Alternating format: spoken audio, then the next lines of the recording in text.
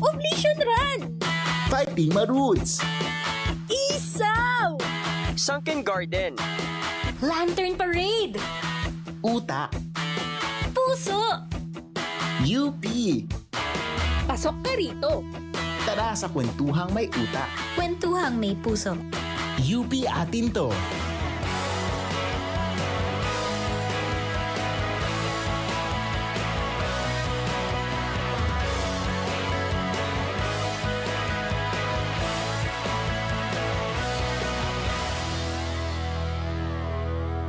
Magandang araw mga kasali, panibagong kwentuhang may utak, kwentuhang may puso na naman po ang hatid ng UP atin to. Ako si Paulo Fuentes at ayan, coffee time po muna tayo ngayon na may konting tsikahan. Ayan.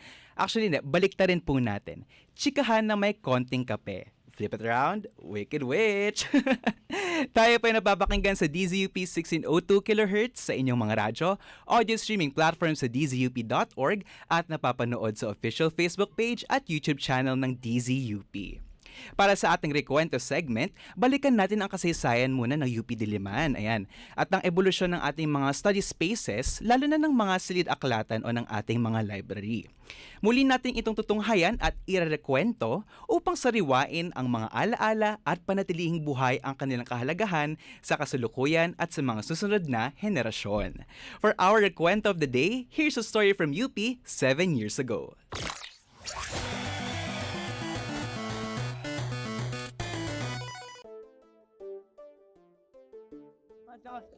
Alam niyo ba mga kasali kung kailan nagsimula ang renobasyon ng main library sa Gonzales Hall? Noong Abril 2019, formal na nagsimula ang malawakang pagsasaayos ng main library. Ayon sa International Federation of Library Associations and Institutions o IFLA, tinatayang humigit kumulang 400 million pesos ang budget para dito. Saklaw ng proyekto ang komprehensibong pag-aayos ng interior ng gusali habang pinanatili ang harapan nito na dinesenyo ng pambansang alagad ng sining para sa arkitektura na si Juan Nakpil. Gayunpaman, antala ang proyekto dahil sa lockdown noong pandemya, kaya't hindi natupad ang orihinal na target na matapos ito noong Oktubre 2020. Hanggang ngayon, hindi pa rin bukas ang main library para sa mga guro at estudyante. Hindi lamang ang main library ang sumasailalim sa pag-aayos sa loob ng UP campus. Kabilang na dito ang College of Music at ang Cal Faculty Center na hanggang ngayon ay sumasailalim sa renobasyon. Dagdag rito, nananatiling hamon ang kakulangan ng student spaces para sa iba't ibang estudyante sa kolehiyo. Tulad ng mga mag-aaral sa teatro, media, agham na nangangailangan ng sapat na lugar para sa kani-kanilang aktibidad at gawain.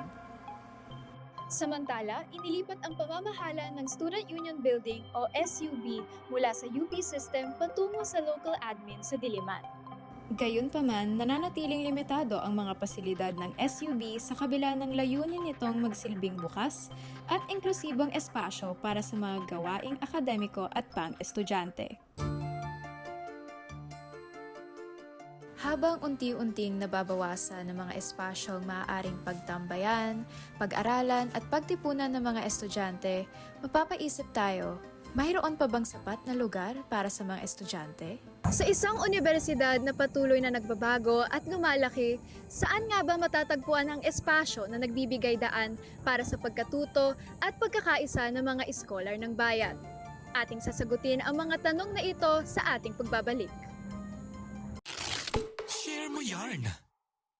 Parte na ng buhay estudyante ang tumambay o mag-aral sa coffee shop. Pero natatanong nyo rin ba kung bakit nga ba sila binabalik-balikan ng mga ito? Narito tayo ngayon sa Maginhawa kung saan puno ng mga coffee shop na binabalikan ng UPD students upang tanungin ang ibang owners at staff kung bakit nga ba sa tingin nila ay binabalikan sila ng ibang mga estudyante.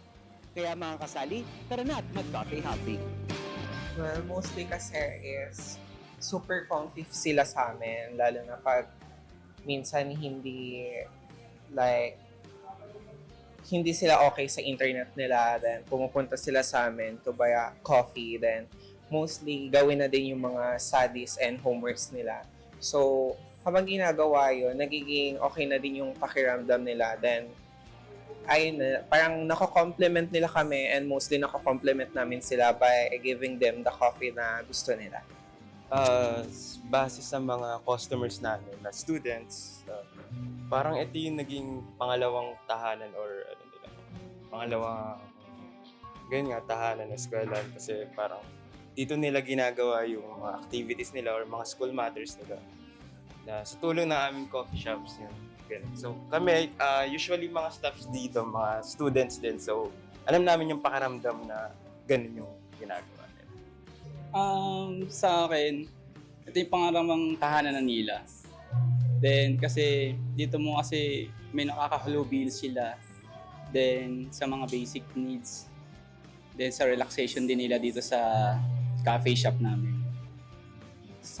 For me, sa good service namin and mostly sa product namin, sa coffee, ayun lang naman po. Yun, unang-una siguro yung pwesto, ambience, pwedeng-pwede kayo magtrabaho, mag-aral. Siyempre, may tulong ng aming coffee.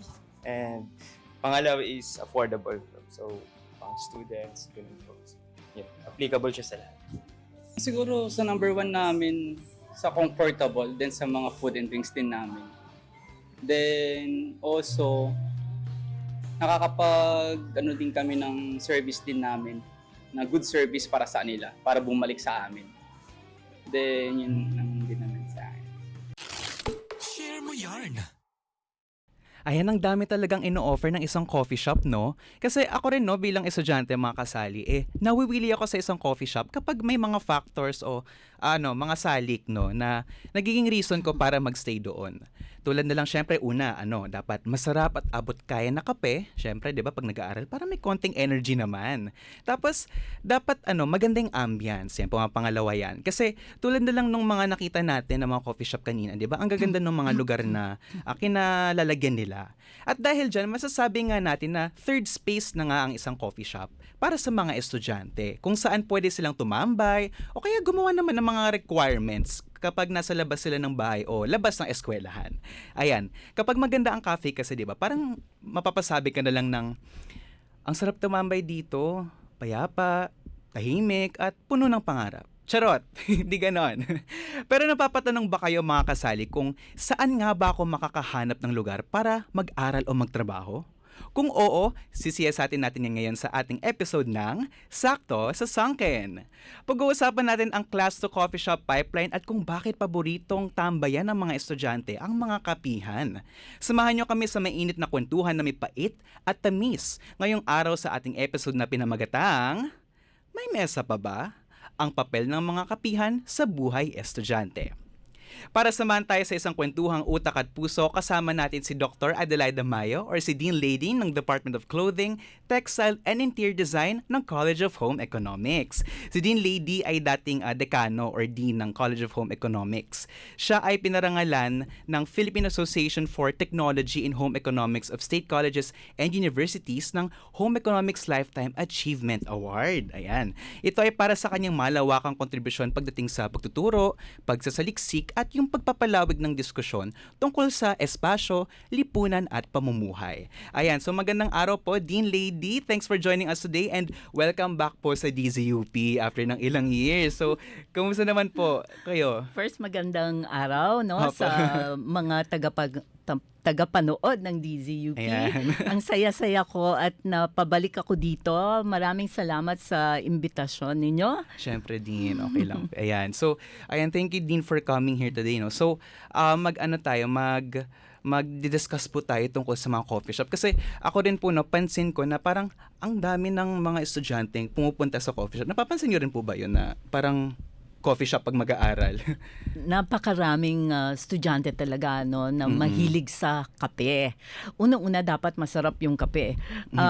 Hindi lang estudyante ko, nakikita ko sa aking anak mismo, kailangan araw-araw bumibili siya ng kape. Opo. Kasi nakakatulong ba para gising, para lalo mag-aral. Oo, para mag-aral at magawa yung lahat ng assignments. Opo. So, ayun nga po, kasi may something po sa kape, syempre, nakakapagpagising, no? Kaya parang yung coffee shops talagang nagiging third space na natin siya. Kahit hindi po students, yung ibang mga nagtatrabaho po. Pero bago po tayo pumunta dun sa mismong coffee shop, maganda pong pag-usapan muna natin yung tungkol sa physical space ng isang estudyante, no? So, gaano po ba kahalaga yung physical environment ng isang estudyante kapag siya ay nag-aaral?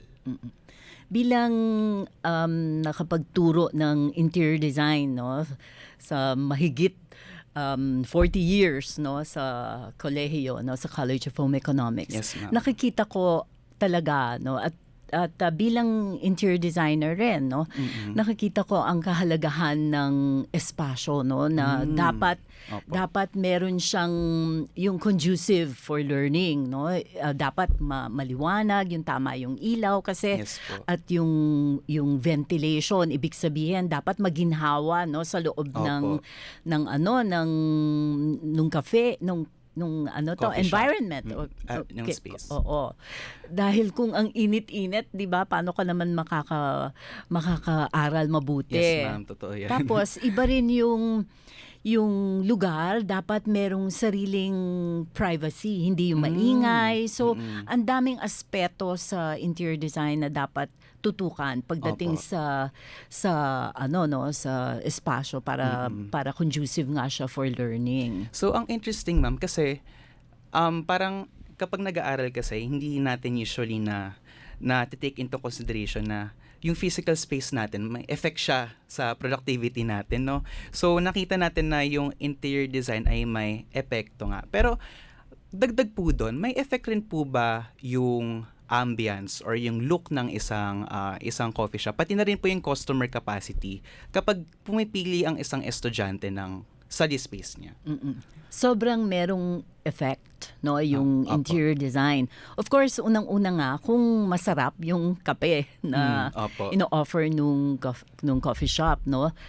Bukod doon, kung merong ambience, lalo na laging sinasabi ng mga estudyante ko, kung Instagrammable, no. Kasi syempre, bukod sa pag-aaral nila, syempre may konting break habang umiinom sila ng coffee. Gusto nila Opo. picture-picture para pakita, improve sa kanilang mga kaibigan at professors na nag-aaral sila. Or nandun sila sa coffee shop na maganda. Yes. Opo. Ayun. So, may effect yung ambience, pati po yung customer capacity kasi yung dami po rin po ba nung mga customer na nandun sa coffee shop, does it affect din po ba yung productivity ng isang estudyante? Medyo factor yon, no. Kung ang dami-daming tao, di medyo maingay, or Opo. kung sakali man merong guidelines dun sa coffee shop na hindi dapat, parang library, no? Opo. Para hindi maingay, then laging pupuntahan yon, no, kung talagang makakaaral sila doon sa space na yon. So, kumbaga, kasi ang coffee shop, parang may reputasyon po siya na dapat tahimik, 'di ba? Parang pero ngayon po may mga coffee shop na hindi na rin ganoon katahimik kasi syempre may mga tao pong pumupunta sa coffee shop para mag-catch up, para makipagkwentuhan, no, sa mga kasamahan nila or kaibigan nila. Pero kahit po na gano'n, bakit po kaya yung coffee shops po in general, nagiging study space na po siya kadalasan ng mga ibang estudyante? Kasi dati po parang ang iniisip po natin library lang or school. Pero ngayon coffee shop. Bakit po kaya? Madaming factors yan. Unang-una, air condition, no? Aircon, Tapos malamig. may wifi, Opo. no? Tapos very comfortable yung furniture, no? Opo. Sana baka napansin ninyo na madami ring fast food na choices. restaurants na nag-tweak ng kanilang design, na nag-put up ng Opo. cafe, no? Opo, Hindi meron ko nga po. nababanggitin yung mga no.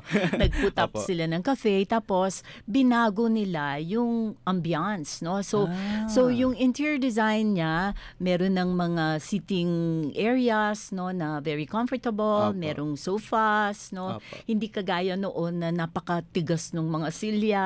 Opo, So, ma'am. parang ini-encourage yung magstay at mag-order pa ng coffee Opo. or kung ano mang pastries or Opo. cakes na ino-offer ng coffee shop. Opo. So, nabanggit niyo po yung yung chairs. Actually po kasi minsan sa coffee shop, may mga coffee shop na hindi palaging conducive para mag-aral kasi parang masyadong mababa yung table, tapos mababa rin yung chair. yes. So, when it comes to naman po, yung mga furniture o yung mga kagamitan sa loob, may dapat po bang kino-consider yung factor para maging conducive po ito? At para maging conducive po yung coffee shop dun sa Kung yung coffee shop, ang kanilang main objective is para to encourage more students to Opo. to visit and to stay and order more food. Dapat tamang-tama yung height ng table na Opo. dapat proportional para sa laptop or kung ano man kasi Yes, ma'am. madaming nag-aaral sa coffee shop, dala-dala yung laptop nila, no? Opo. So, isa yon. Isang malaking problem sa interior design sa coffee shop, yung kung hindi nga nabanggit mo na mababa Opo. yung table, sobra namang taas, no? Taas Na nung- yung chairs, yung seating, bench, ang baba-baba. So, Yes, ma'am. May parang mga ganyan nadodwarf yung, yung estudyante. Yes, ma'am. Kailangan talaga pagdating sa mga design, pinapag-aralan yung yung ang tinatawag nila doon anthropometrics, no, yung Anthropometrics. height ng table dapat mas proportional na Opo. na comfortable, hindi magkaka-back pain yung nag-aaral or hindi mangangalay, no, sa sa paggamit ng pag nagbabasa or Opo. naggagamit ng laptop. So, may term din po tayong tawag dyan, yung ergonomic. Tama po ba? Yeah, ergonomics Ergonomic. din. Oo. Opo, Ano ergonomic. yan magkakapatid ang ergonomics at saka okay. anthropometrics. Yung silya naman yon. Yung Mm-mm. anthropometrics is more sa reach, no? Opo. Yung at saka yung reach ng kunyari sa table nga kung yung height nun. Ergonomics yung sa katawan na kaya Opo. tinatawag yung yung mga chairs, Opo. 'di ba? Opo. So, yung yung nasabi niyo po yung anthropometrics, no? Pwede po ba natin siya ma-expand dito sa spaces natin para sa mga Pilipino? Para mas convenient po yung... Oo, nagkaroon ng study dati yung aking co-faculty, former student ko rin siya, tapos co-faculty na anthropometrics. Yung American standards kasi ginagamit for the longest time dito sa Pilipinas, no? Okay.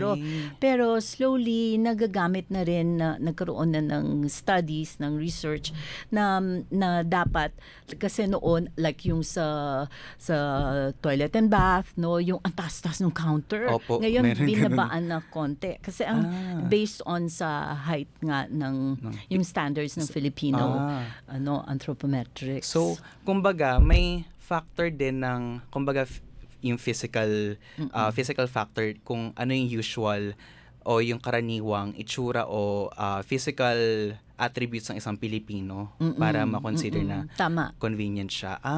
So, bukod po dun sa mga sa mga chairs nga po and yung sa ibang furniture, may iba pa po bang salik na pwedeng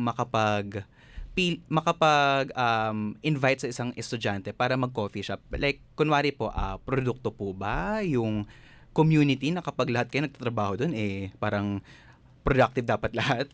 Sa tingin niyo po? Pwede yun, no? Kasi syempre kung yung makikita ng mga estudyante, mga kasama nila na nag-aaral, ano yun, no? Parang nakaka-motivate yun. Opo. Motivating factor yun eh. Opo. Pero una-una talaga, yung features ng interior design, yung lighting, importante yan. Dapat Opo. nakikita, mamaya masira mga mata nila sa pag madilim.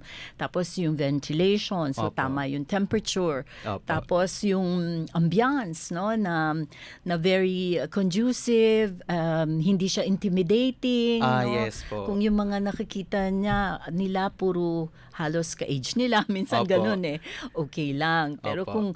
kung nakikita na sobrang social, no, Social, baka parang- ma-intimidate ang mga estudyante noon, no. Opo. Especially po kasi na bilang estudyante, limited din naman yung financial resources natin. Kasi syempre, umaasa po tayo sa baon, sa scholarship, or Yeah. sa binibigay po ng ating magulang o nagsusupport sa atin. Pero ngayon po kasi, alam naman po natin na medyo tumataas na po yung mga bilihin, no? So, nagtataas na rin mga presyo ng kape, ng pagkain sa coffee shop. Sa tingin niyo po ba sa inflation or sa pagtaas po ng mga presyo, mabubuhay pa po ba yung mga coffee shop, or may embrace pa rin po ba siya ng mga estudyante knowing na limited po yung budget ng mga estudyante? Palagay ko, magte-take out na lang. Most of the time, magte-take out, out, no? Kasi may mga ino-offer, no, ang mga coffee shops na pagbibili sila maraming beses, meron Opo. free, no?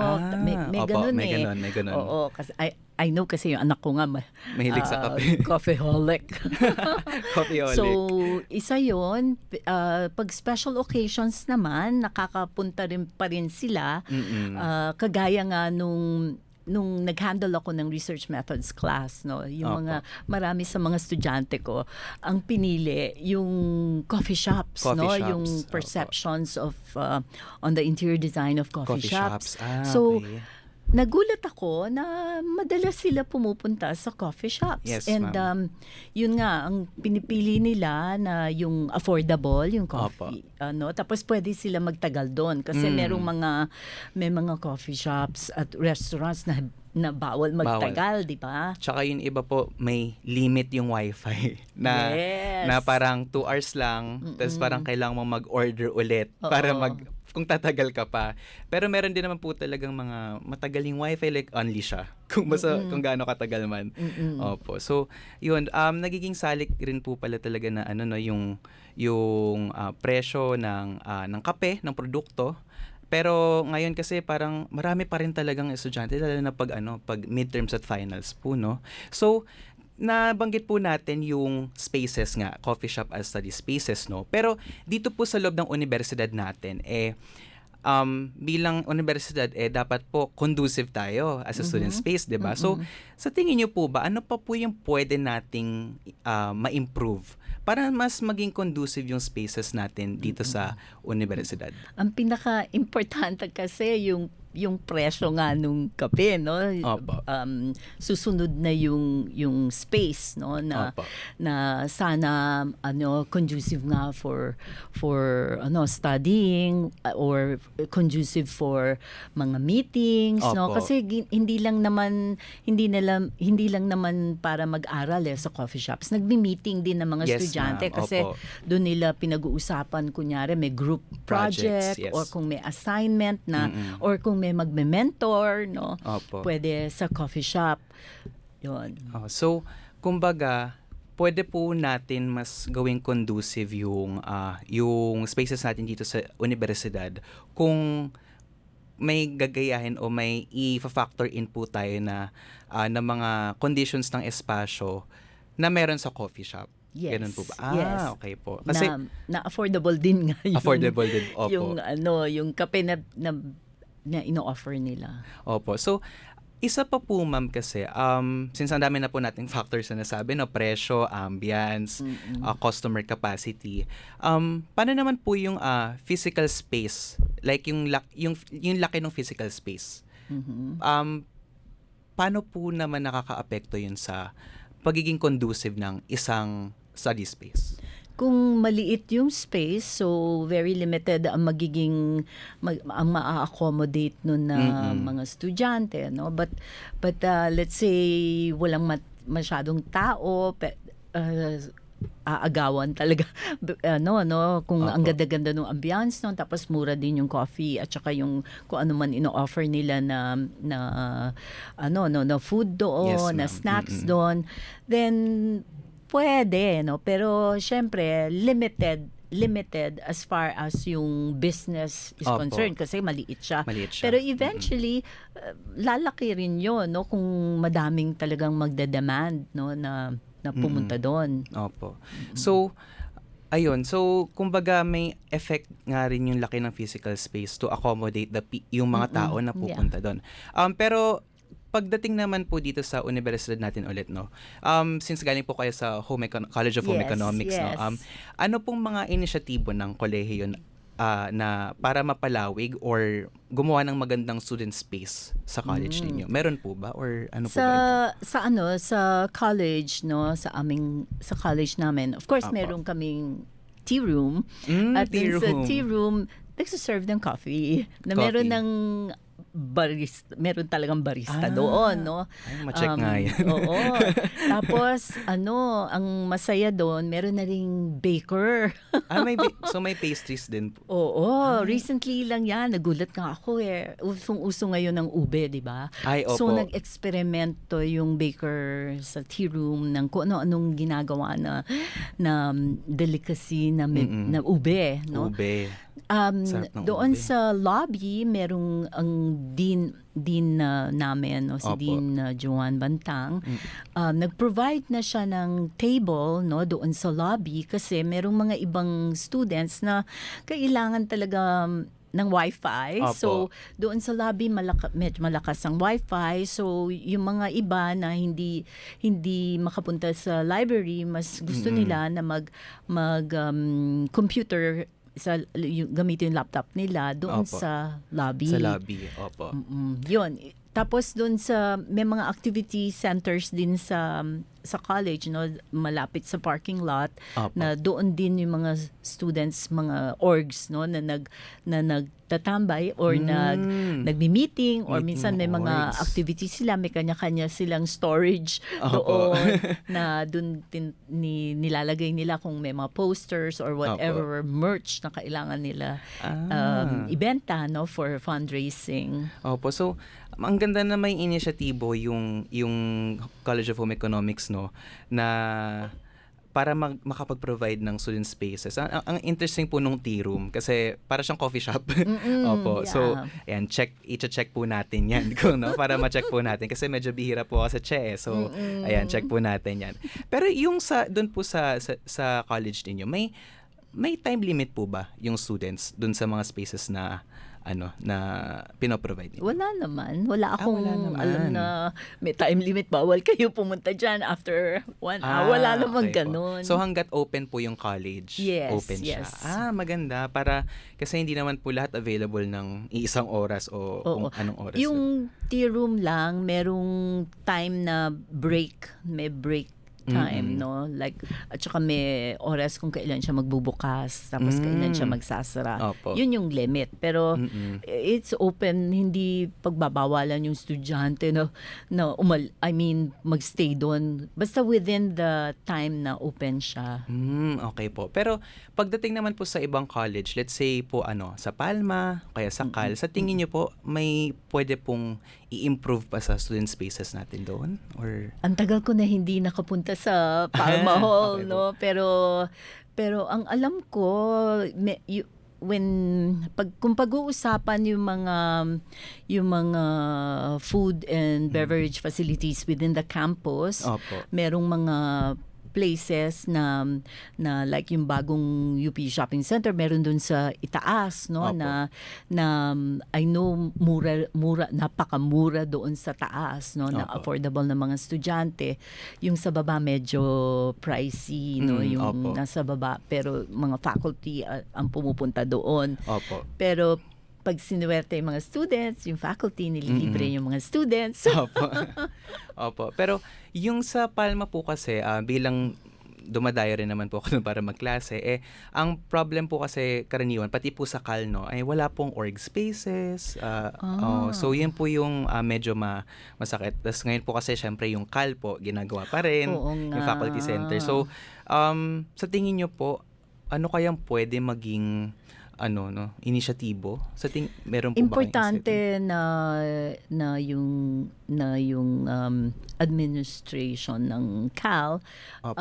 pag-isipan mabuti 'yon palagay ko merong mga plano na magagawa kasi malaki naman yung Cal, di ba? Opo. Naalala ko, pero nung estudyante pa ako noon, Opo. na meron ding cafeteria noon, pero maliliit, no? Hindi siya masyadong conducive noon. Buti nga Opo. ngayon marami ng choices within the campus Opo. Pati sa labas, no, yung malapit sa UP. Like Opo. yung kanina, yung pinakita niyo, yung sa Maginhawa, no? Opo. Kaya marami pumupunta doon. Tapos yung UP Town Center, Opo. yun. So, ayan, natumbok po natin yung student spaces natin sa universidad, no? Pero ngayon po, talagang wini-wish natin na matugunan yung kakulangan ng espasyo, no? Para sa mga estudyante. Pero ngayon po, sa inyo pong pananaw, kung gagawa po tayo ng ideal space, no? Para sa mga students dito po sa universidad o basta student space po, ano po yung mga salik o factors na i-consider nyo para gawin yung space na yun? Sana merong yung talagang enough space, yung malaki na pwede Definitely, ma-accommodate lahat, almost Tama. yung lahat ng students from the different programs Opo. within the whole campus, no? Opo. And pwede gamitin siya na study space nga. Importante as talaga you have yun mentioned kanina, di ba, na ang coffee shops or Yes, yung ma'am. whatever yung study spaces, third space Third siya or space, third opo. place siya kasi doon talaga magiging comfortable, doon parang may sense of belonging yung student na Community. Opo, no? Opo. na ma-inspire siya na habang break time pwede doon siya at mag-aral, Opo. or kung may kailangan habulin na submission pwede tapusin doon. Opo. Yun.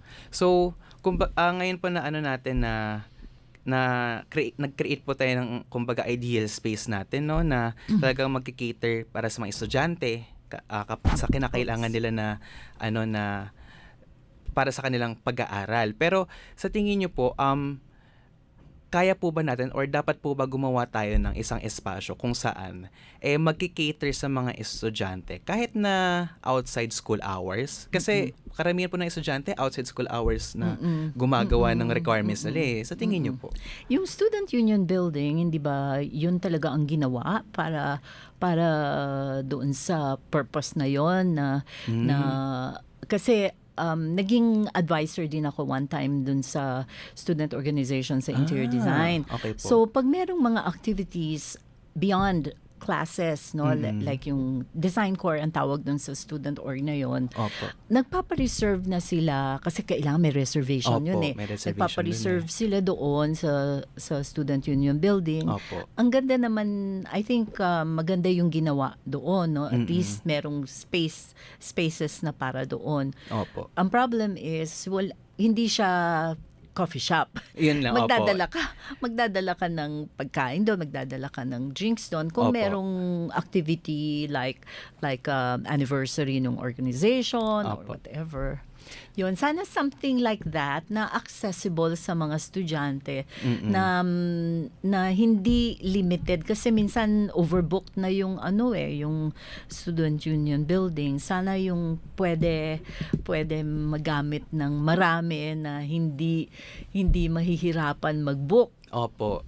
Kasi sa SUV minsan punuan Tsaka yung rooms po parang 8 PM cut off na. May ganun pong rooms kasi. So kumbaga iilan lang din po yung nakakapunta doon ng matagal o kaya yung kaya pumunta doon ng matagalan. Ayan. So ayan, ang ganda po ng naging discussion natin, no. So yung mga ideal spaces natin, ang dami nating nasabing factors mga kasali. Kumbaga una, affordable po ang kape, tama po, di ba? Pangalawa po ay Masarap dapat. Masarap ang kape dapat para balik-balikan ng mga estudyante. Tapos abot kaya, syempre. Tapos pangalawa yung ambience, sabi niyo po, di ba, interior design. Tapos yung may wifi, syempre, kuryente na magagamit ng mga estudyante, no? So, ang dami po nating napag-usapang mga factors kasi nabanggit nyo nga rin po na yung size ng physical space, yung to accommodate yung mga estudyante, talagang naka-apekto rin sa kung paano pinipili ng isang estudyante ang coffee shop. Ayan. So, may naisip pa ba kayong factor, ma'am, bago tayo mag-move on sa ating Yung segment? yung kulay yung Ay, kulay, kulay. napaka-importante. Yun, no? Dapat kasi may psychology of color na tinatawag. Dapat yung color scheme ng cafe una-una conducive ulit for learning. Opo. Hindi naman siya shocking colors or what na nakakasilaw or nakaka-distract. Opo. Dapat at hindi nakakaantok. Ay, opo. Kasi merong mga kulay na kunyari sobrang light blue na aantukin ka, Opo. no. Sana yung something na talagang nakaka-perk up Energy. Naka-energize sa atin. Oo, no? at inspire. Tapos yun nga yung kanina nasabi ko Instagrammable, ibig Yeah, sabihin aesthetic.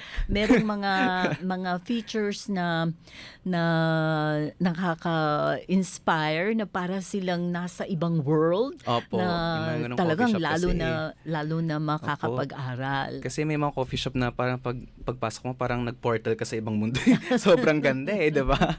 Ayan. So, ayun, kulay. Take note din po natin yan. At ayan po, no, naging insightful ang ating usapan sa araw na ito tungkol sa student spaces at kung paano nga ba nakaapekto yung physical na kaanyuan ng isang espasyo para sa pag-aaral nating mga estudyante. At kaya naman po ay dyan nagtatapos ang ating short and sweet na discussion kasama si Dean Lady Mayo. Maraming salamat po, ma'am, sa pagbabahagi ng inyong kaalaman. Ang dami po nating natutunan. Ako po marami po natutunan sa tungkol sa interior design and student spaces. So, napaka-insightful. Ang ganda. So, at dahil dyan ay kiosk break muna tayo mga kasali dito sa Sakto sa Sangkin, no? Sa ating pagbabalik naman, ipagpapatuloy natin ang kwentuhan natin kasama naman si Professor Marie Grace A. Gomez, ang Direktor ng Diliman Learning Resource Center. Nakarinig na ba kayo ng kapihan na may only coffee, kasama na rin ng 24/7 na napping area o tulugan, pati paliguan? Kung meron po kayong mga idea mga kasali, i-comment po natin yan sa baba sa ating Facebook Live at YouTube Live dito sa DZUP. Ayan, so ito po ang UP Atin To, kwentuhang may utak, kwentuhang may puso. DZUP 1602, kasali ka. Ano daw ang nangyari sa Lata pagpasok niya sa Universidad ng Pilipinas? Naku, ibang bungad to. Si Kuya Mark, napapakamot sa atin. Ano ba nangyayari sa Lata? Di na, UP. Isang magandang reunion ang pagbabalik dito sa DZUP Studio. Para saan naman ng utak kung walang puso? Best part of my education is my life in UP, and I'm very proud to be from UP. Hindi mo naaapakan yung karapatan niya. Your idea of a strategy will be as good as any. Produced it with compassion, with feeling, and with integrity.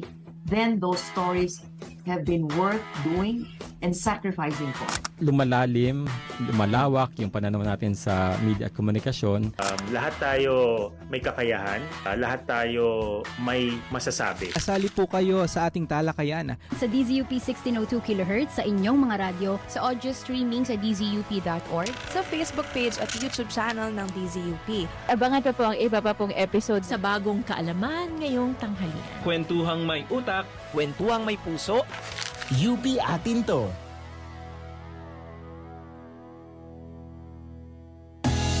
Halika na pakinig sa DZUP 1602. Tayo na pakinig sa DZUP 1602. Ikaw ako, tayo sa DZUP 1602. Kasali ka. Mga paalala pagkatapos ng lindol. Maging kalmado at hanapin ang pinakamabilis at pinakaligtas na daan palabas ng building. Iwasan gumamit ng elevator o telepono. Maging handa sa mga posibleng aftershock pagkatapos ng lindol. Buksan ang inyong radyo at maging alerto sa mga anunsyo galing sa mga opisyal. Siguraduhin handa ang buong pamilya sakaling magkalindol. Maging alerto at alisto. Isang paalala mula sa DZUP 1602, kasali ka. Lolo, di ba nagtapos kayo sa UP 50 years ago? Oo, apo. Taong 2017. Ano pong itsura ng UP noon? Madami pang puno at damuhan. Puro luntian. Talaga po? Wow! Ngayon, puro gusali at aspalto na lang. Ang UP ay oasis sa gitna ng lungsod. Gawin ang tungkulin nating alagaan ng kalikasan. Isang paalala mula sa DZUP 1602. Kasali ka! Pasok ka rito!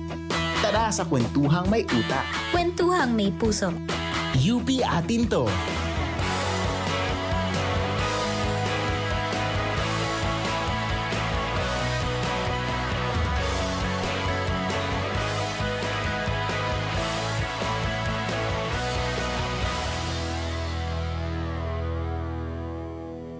At nagbabalik po tayo sa kwentuhang may utak, kwentuhang may puso, UP atin to. At dahil mainit-init pa yung kape natin, mga kasali, i-recap muna natin yung mga pinag-usapan natin kasama si Dean Lady kanina, no? Tungkol sa emergence ng coffee shops bilang mga study spaces sa mga estudyante. Ayan. At ngayon naman, bago lumamig ang ating kape, ipakilala natin kasali natin na si Professor Marie Grace A. Gomez, ang Director ng Diliman Learning Resource Center at Professor sa College of Education para sa ating pagsisiyasat dito sa Sakto sa Sunken. Kamakailan lamang po ay nakapanayam namin si Professor Gomez via Zoom kung saan napag-usapan namin ang kapihan sa Diliman. Isa po ito sa mga proyekto ng Diliman Learning Resource Center na talagang naging malawakan dahil nakakater po nito ang mga estudyante sa loob ng universidad. At tara na't panoorin nito mga kasali, dito lang yan sa UP atin to. Ayan, magandang araw po, ma'am. Magandang araw rin. Ayan, so ngayon po ba hapon ay nakapagkape na po ba kayo ngayong araw? Oo, nakapagkape naman. Ayan. So, ngayon ma'am, gusto lang po natin talakayin regarding student spaces when it comes to studying, no? So, una po naming gustong liwanagin ay yung konsepto ng space sa pag-aaral. Gaano po kahalaga ang study spaces para sa mga estudyante sa labas ng kanilang classroom?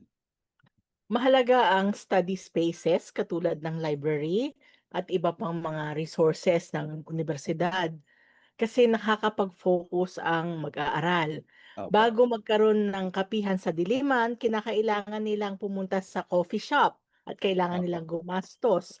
Ikalawa, kinakailangan din nila na mag-arkila ng isang kwarto. At ang isang kwarto noon, 750 pesos ang overnight rate, and that was in 2016. Opo. So nakikita po natin na medyo mahal po na mag-arkila ng space, no? Lalo na kung walang napo-provide na spaces for students when it comes to their study needs. So, bilang director po ng Diliman Learning Resource Center, so paano po ba natin napapahalagahan yung pag-provide ng study spaces para sa mga scholar ng bayan? Ang study spaces natin marami sa UP. So we have many libraries. And then, we also have, for example, in some colleges, there are learning commons. In DLRC, we have kapihan sa Diliman. And this happens exclusively during mid-year and finals, midterm and final season. So every mid-year, first sem, second sem, mid-year, we offer kapihan sa Diliman. And this is a safe space. We provide several rooms at the Student Union building wherein students can freely study. We give them coffee and sometimes free food. Oftentimes it's champurrado in the evening, champurrado and lugaw. These are the all-time favorites of students. And we recognize the fact that students need a study space so that they could concentrate, and they have to be safe because sometimes they would review in the homes of classmates and something happens along the way.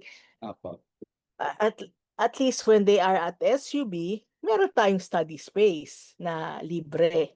So maganda po na may efforts tayo to provide spaces po, no? So pero pwede po ba natin kumbaga palawakin kung bakit po naisipan palalo ng DLRC na gawin tong kapihan? Kahit na meron po tayong libraries, meron po tayong ibang spaces sa universidad. Okay. Many years ago, before the pandemic, the students wanted to have space to study. Opo. So we discussed and VC Jerwin and I crafted Kapihan sa Diliman. So that happened pre-pandemic season wherein students had to pay coffee shops, they had to have study sessions in rented spaces. So we Opo. decided to keep everything safe and let's open DLRC to students who will be studying 24/7 during the finals week. And this is needed only during the midterm and finals week based on Opo. statistics. So we have decided to peg the study seasons during midterms and finals because these have high demand. We Opo. also have sensing in order to identify the viable dates. Okay po. Ah, kumbaga nakikita po natin yung root problem ng kapihan ay ng kung bakit merong kapihan, which is yun nga, like students really need spaces to learn, especially midterms at finals dahil medyo bugbog po sa requirements ang mga estudyante pag panahon na yan.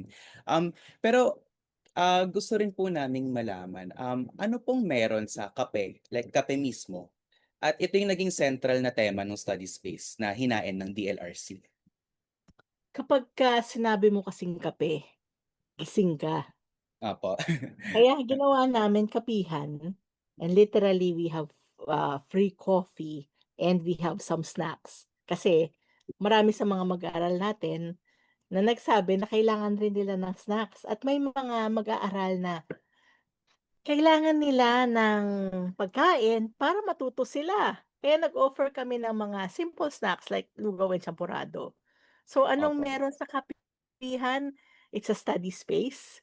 Number 2, gising ka. Pero kung kailangan mong matulog ng kaunti, may napping facilities. Nap lang, hindi siya matagal. Kasi Opo. may iba pang gagamit. Ikatlo, anong meron sa kapihan? Maraming tao sa kapihan. At Opo. pag nandun ka, Grabe. gaganahan kang mag-aral. Kasi lahat ng mag-aaral, nag-aaral. Opo. Ika-4, anong meron sa kapihan? Pagka umaga at nag-overnight ka, meron kaming bathing facilities. Pinapakausapan namin ang Sampaguita para maging bathing facilities ng mga nag-all-nighter. Dahil may Opo. mga ayaw nang umuwi dahil sa hirap ng kanilang mga requirements. Sabi nga namin sa kapihan sa Diliman, it's making your hell week feel heavenly. Opo.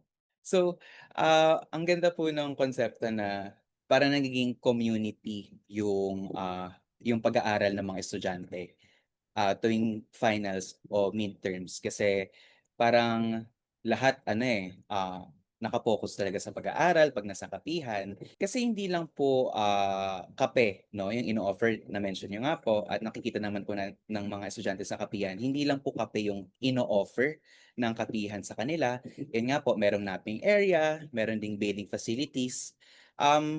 Ano po yung nagbunsod sa inyo para ganito yung gawing arrangement na ganito kalawak yung kapihan? Una sa lahat, ito ay request kasi sinasabi all-nighter. Eh paano kinabukasan, saan kami maliligo? Gusto naman maligo bago pumunta sa klase o sa exam. Kaya nagkaroon ng bathing facilities. Ang pagkain nakita namin dahil meron din naman tayo mga mag-aaral na nahihirapan sa panustos. Kaya nag-offer kami ng simple food at makikita mo dito yung mga mag-aaral na talagang may kailangan pagdating sa pagkain at Opo. kinakapos. Dahil hindi pa nakakapagpadala ang mga magulang ng kanilang mga allowance. So makikiusap sila sa akin, "Ma'am, pang-5 ko na 'to, pang-4 ko na 'to, puwede pa po ba?" Sabi ko, "Sige, kumain ka diyan hangga't may pagkain." Opo. Para yan sa lahat. So wala 'tong discrimination dahil ang mga may kaya, titikim ako ng isang cup ng lugaw, Opo. mag-o-order ako sa isang fast food chain mamaya.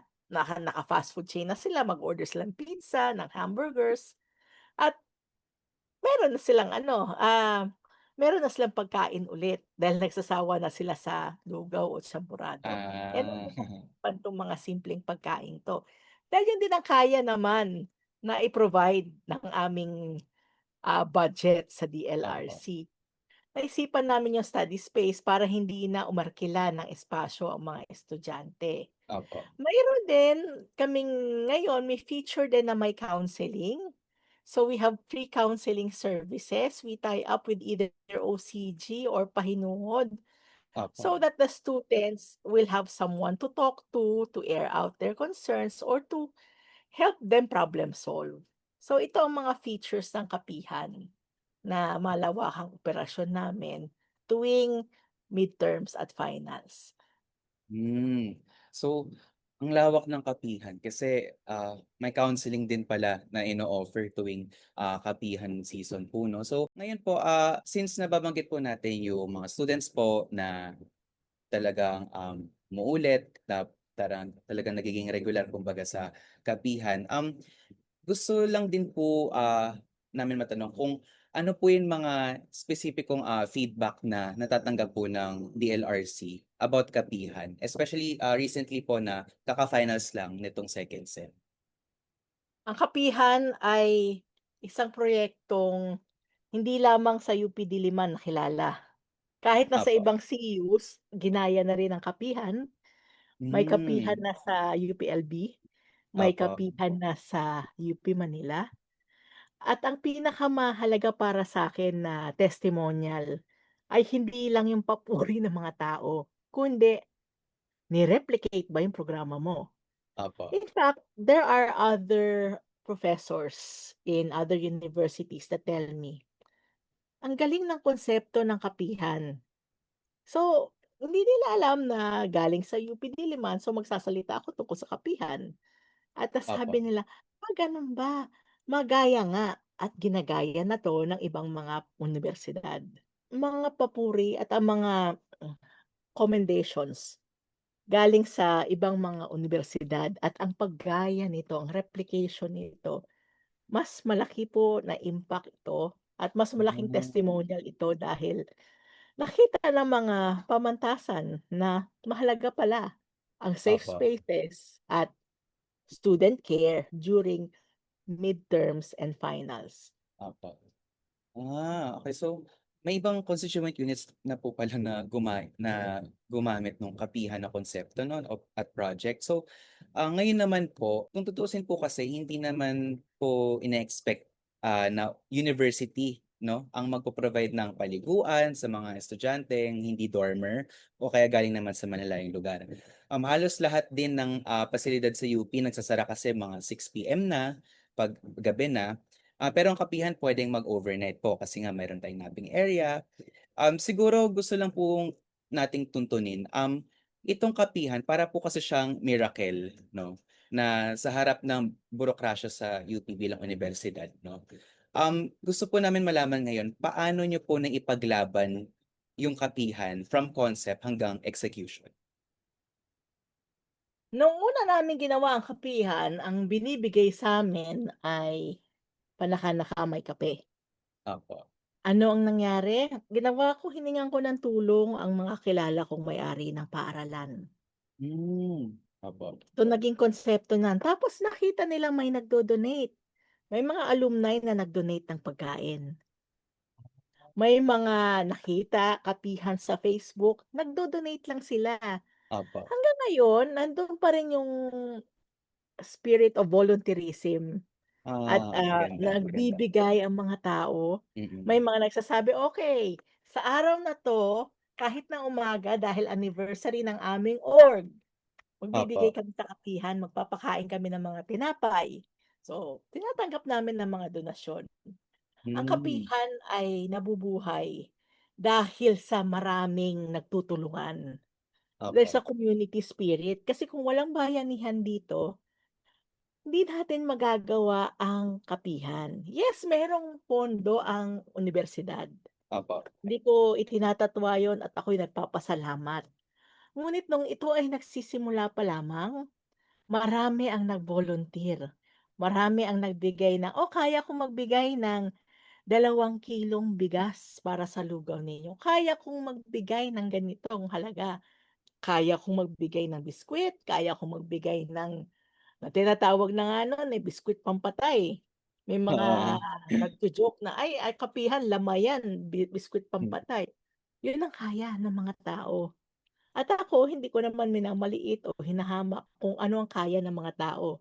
Dahil ito Opo. ay binibigay ng mga mag-aaral, mga teacher, mga Opo. may-ari ng paaralan, at iba pang mga alumni. Para sa inyo po, paano pa po kaya ito mapapalawak o mapapalawak moving forward with the project mismo? Well, ang kapihan ay napalawak dahil ito ay ginagawa na sa mga dorms, okey? Opo. Ginagawa na ito sa ibang mga kolehiyo at replicated 'to maging ibang mga, paaralan dito sa Metro Manila and elsewhere in the Philippines dahil sa popular itong project ng DLRC. Ang kapihan kasi may espesipikong mga petsa na dapat mo siyang Mm. i-offer. Opo. Kasi ito yung may pupunta. 'Pag hindi kasi season ng exam or for example, 2 days after the final exam, bumababa na yung mga dumadalo sa kapihan. Opo. Kaya may specific po siyang mga dates na kailangan mong, ibigay. Pagdating sa pagpapalawig ng kapihan, naniniwala ako na malawig na ito. Kasi umaabot kami ng 400, 500 students per night. Opo, opo. Napakalaki. Ngayon, Laki-laki. kung lalakihan pa natin, yung carrying capacity rin ng building kailangan natin Hmm, i-consider and opo. spaces. Siyempre isa yan. Kaya ang pagpapalawig niyan, hindi sa single space, kung hindi ang collective efforts din na nanggagaling sa mga kolehiyo or Opo. mga student organizations at mga dormitoryo. So, kumbaga kung papalawakin pa natin ang kapihan, kailangan natin ng more spaces, kumbaga para ma-cater pa po yung mga estudyante at talagang mapalawak 'to. Bilang ngayon po nasa Student Union Building karaniwang ginaganap ang kapihan sa Diliman tuwing, midterms and finals. So Hindi lang yun, pati ayun. logistics. Kasi Opo, yun kailangan din. mo rin ng nagbabantay. Opo. Kasi 'pag walang bantay, mahirap na dahil may mga bagay na hindi dapat ginagawa sa publiko ang nahuhuli namin. Opo. Nahuhuli ng staff. So, kailangan mo rin ng logistics na mahirap din kung napakalaki. Kasi sino yung magbabantay? Kaya kinakailangan yung replication niyan by college. Opo. Para may concentrated na may, point people, may focal persons kung sino magbabantay.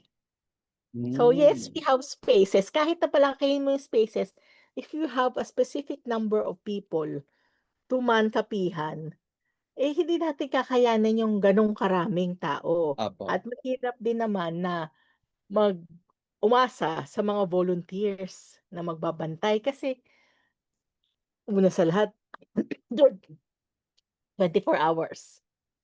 24 hours. Paano mo siya babantayan lalo na yung gabi? Paano mo siya babantayan? Opo. May pasok kinabukasan, so sino yung magbabantay? So yan ang Opo. kailangan din nating isipin and then logistics. So 'pag may kapihan, paano yung sorting ng basura? Paano Opo. yung pag-deploy ng mga maglilinis?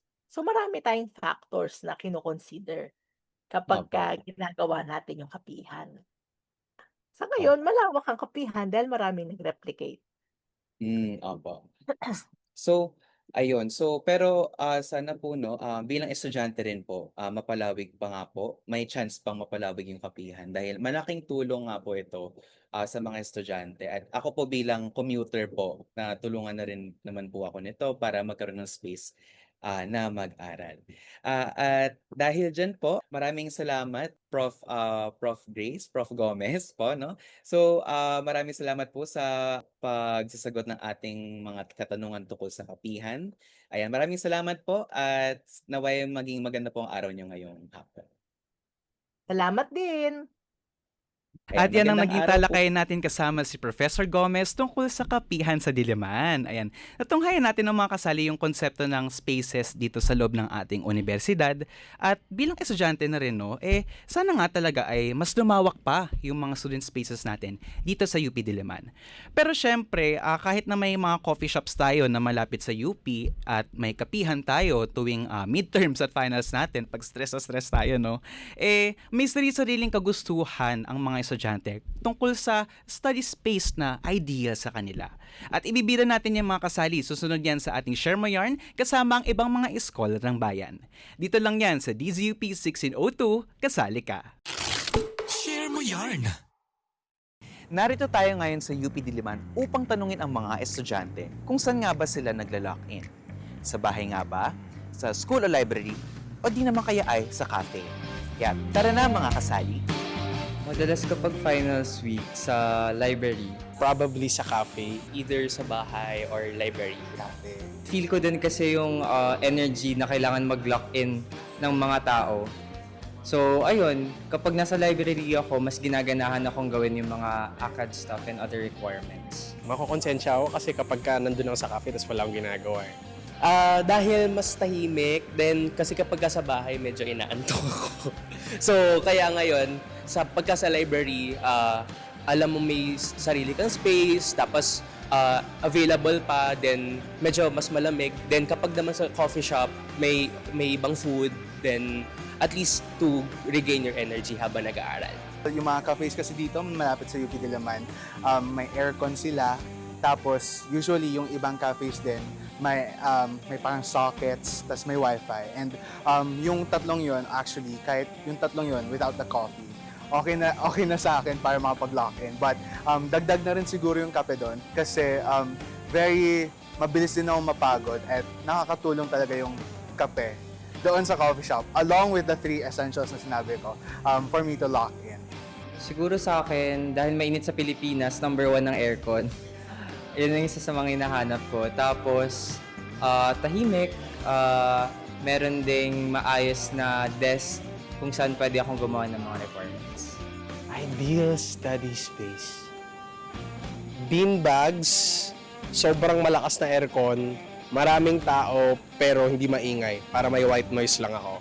Tapos kailangan may sariling charger, may socket ako. Yan.